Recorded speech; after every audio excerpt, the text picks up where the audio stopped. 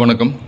நம்ம மார்க்கெட் பார்த்தோம் அப்படின்னா, 25,500 அப்படின்ற ஒரு பெஞ்ச் மார்க்கை கிராஸ் பண்ணி வந்து நேத்து முடிவடைஞ்சிருக்கு. 25,549 அப்படின்னு ஒரு இதில வந்து முடிஞ்சிருக்கு. 304 புள்ளிகள் நிஃப்டி வந்து அதிகரிச்சு க்ளோஸ் ஆயிருக்கு. கிட்டத்தட்ட வந்து இது வந்து இந்த வருஷத்தோட ஹை அப்படின்னு சொல்லலாம். ஃபர்ஸ்ட் டைம் ஹைன்னு சொல்லலாம். அதே மாதிரி பார்த்தோம் அப்படின்னா, செப்டம்பர் மாதம் அந்த கடைசி வாரத்தில் இறங்கிய பங்கு வர்த்தகமானது இப்போ வந்து கடந்த ஒரு 8 மாதமா வந்து சந்தை வந்து ஃபுல் புல்லிஷ்னஸ்க்குள்ளே வரல. ஆனால் இப்போ வந்து இந்த 25,500 கடக்கும்போது பார்த்தோம் அப்படின்னா, அதாவது இவ்வளோ நாள் வந்து சந்தை வந்து கரடிகள்கிட்ட மாட்டிகிட்டு இருந்தது. இப்போ வந்து முழுவதும் வந்து காளைகள் பக்கம் வந்து திரும்பி இருக்குது அப்படின்னு சொல்லலாம். 25,500 கடந்தது மூலமாக நல்ல ஃபுல் புல்லிஷ்னஸ் நம்மளுடைய சந்தைக்கு வந்திருக்கு அப்படின்னு சொல்லலாம்.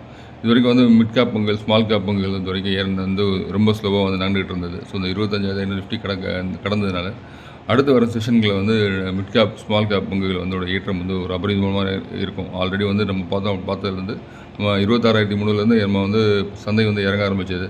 அதுலேருந்து மிட் கேப் பங்குகள், ஸ்மால் கேப் பங்குகள் வந்து கிட்டத்தட்ட ஒரு பெரிய இறக்கம், ஒரு 50%, 60% இறக்கத்தில் உள்ள பங்குகள்லாம் நிறையா இருக்குது. அதுலேயும் பார்த்தோம் அப்படின்னா ரயில் துறை பங்குகள்லாம் ஏர்வேல கிட்டத்தட்ட ஒரு 30-40% இறங்கிய பங்குகள் இன்னும் நிறையா இருக்குது. ஸோ அந்த மாதிரி பங்குகள்லாம் இன்னும் வந்து வரக்கூடிய வாரங்களில் வந்து ஏற்றம் இருக்கலாம் அப்படின்னு சொல்லி நம்ம பார்க்கலாம்.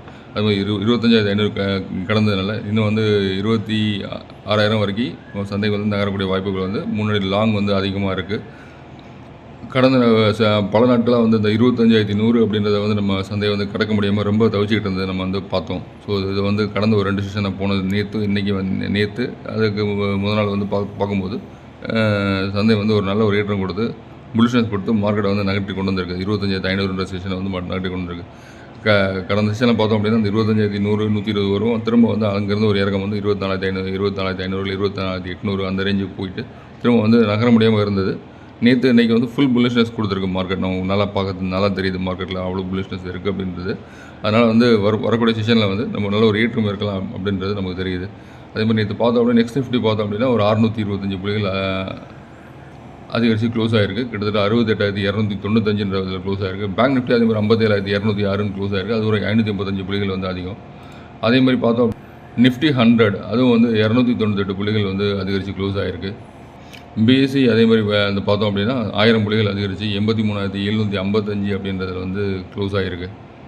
அதேமாதிரி ப்ராடர் மார்க்கெட்லேயும் கிட்டத்தட்ட ஒரு நல்ல ஒரு ஏற்றம் இருந்தது. அட்வான்ஸ் 2043 பிஎஸ்சியில், டிக்ளைன்ஸ் வந்து 1961, ஹை பார்த்தா 127, 37 பங்குகள் மட்டும்தான் லோ நேற்று பிஎஸ்சியில். அதேமாதிரி இது என்எஸ்சியில் பார்த்தீங்கன்னா 1471 பங்குகள் அட்வான்ஸ், டிக்ளைன்ஸ் வந்து 1396 பங்குகள் டிக்ளைன்ஸில் இருந்தது.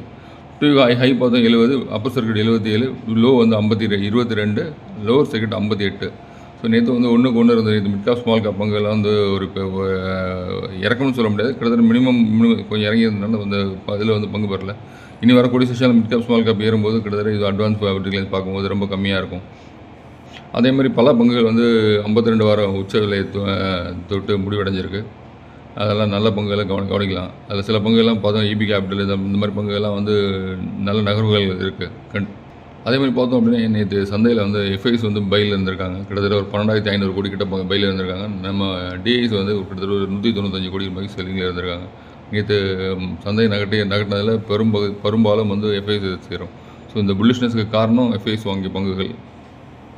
நிஃப்டியை வந்து பெரிய ஏற்றத்துக்கு கொண்டு போன பங்கு அப்படின்னு சொல்லி பார்த்தோம் அப்படின்னா HDFC பேங்க்கை சொல்லலாம். கிட்டத்தட்ட 70 புள்ளிகள் நேற்று நிஃப்டியை வந்து கொண்டு போனதில் ஒரு முக்கியமான பங்கு வகித்தது HDFC வங்கி.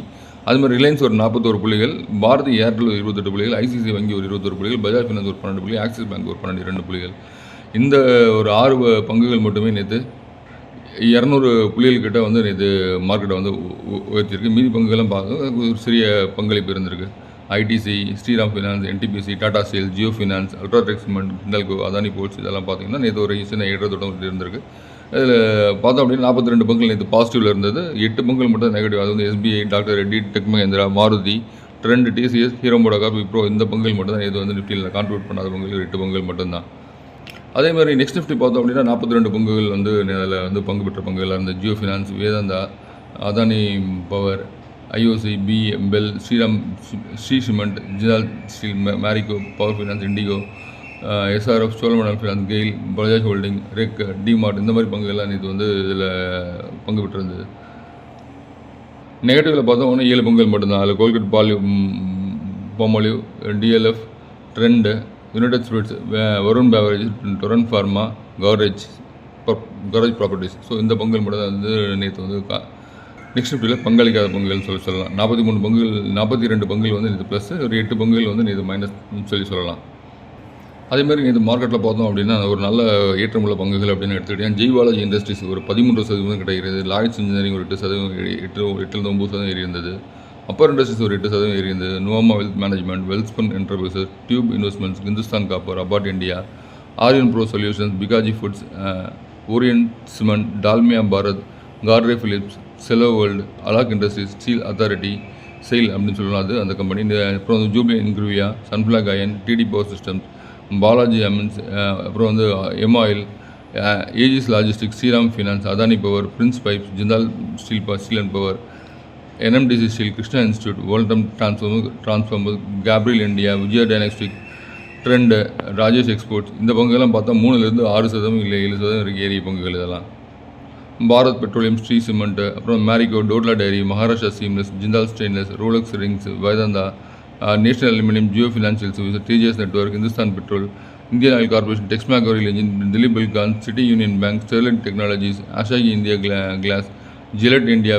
அப்புறம் வந்து பார்த்தோம் அப்படின்னா இதெல்லாம் இந்த பங்குகள்லாம் கிட்டத்தட்ட வந்து 2% ஒரு 4% ஏறிய பங்குகளாக இருக்குது. பார்த்தோம் அப்படின்னா பிரெயின் பீஸ் சொல்யூஷன் ஒரு பங்கு நிறுவனம் வந்து ஒரு 17% ஏறி இருந்தது. பக்கா அதே மாதிரி 14% கிட்ட ஏறி இருந்தது. ஆஸ்ட்ரக் லைஃப் சயின்ஸ் அது ஒரு 10-11% ஏறி இருந்தது. சென்ட்ரம் எலக்ட்ரானிக்ஸ் ஒரு 10% ஏறி இருந்தது. லியூமெக்ஸ் ஆக்டோ டெக்னாலஜி ஒரு 5% கிட்ட ஏறி இருந்தது. அதே மாதிரி கல்யாண ஸ்டீல் ஒரு 5% இருந்தது. மைண்டெக் இந்தியா ஒரு 5% ஏறி இருந்தது.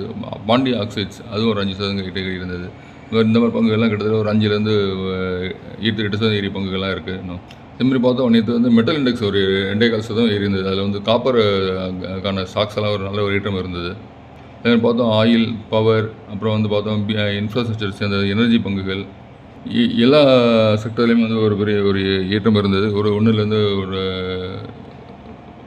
1.5% இருக்குது. அதேமாதிரி ஐடி பங்குகள் மட்டும் நேற்று வந்து ஒரு சின்ன சரிவில் இருந்தது. பிடி இன்ஃபர்மேஷன் டெக்னாலஜி, பிஎஸ்சி அது மட்டும் ஒரு சின்ன சரிவில் இருந்தது.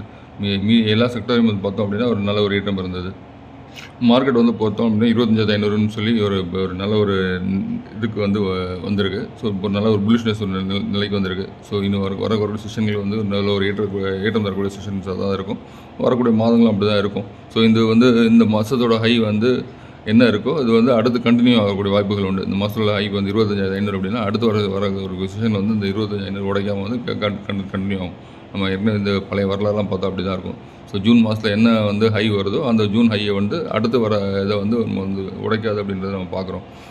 அப்படி உடைச்சாலும் உடனே சீக்கிரம் வந்து ஏறக்கூடிய வாய்ப்புகள் உண்டு. இந்த 25,500 அப்படின்றது நமக்கு வந்து ஒரு நல்ல ஒரு பாசிட்டிவ் ட்ரெண்ட் உள்ள ஒரு புள்ளியாக வந்து நமக்கு வந்து எடுத்துக்கலாம். அதே மாதிரி வர சொல்லக்கூடிய செஷனில் வந்து நிறையா வந்து ஐடி பங்குகள், ரயில்வே துறை சார்ந்த பங்குகள், அப்புறம் வந்து இன்ஃப்ராஸ்ட்ரக்சர் சார்ந்த பங்குகள், கன்சூமர் டியூரபிள்ஸ், ஃபார்மா, இந்த மாதிரி பங்குகள்லாம் ஏறக்கூடிய வாய்ப்புகள் உண்டு. ஒரு வாரத்தில் சந்தை எப்படி நகருதுன்னு பார்க்கலாம். யாராவது வாட்ஸ்அப் குரூப்பில் ஜாயின் பண்ணிக்கோங்க. தேங்க்யூ.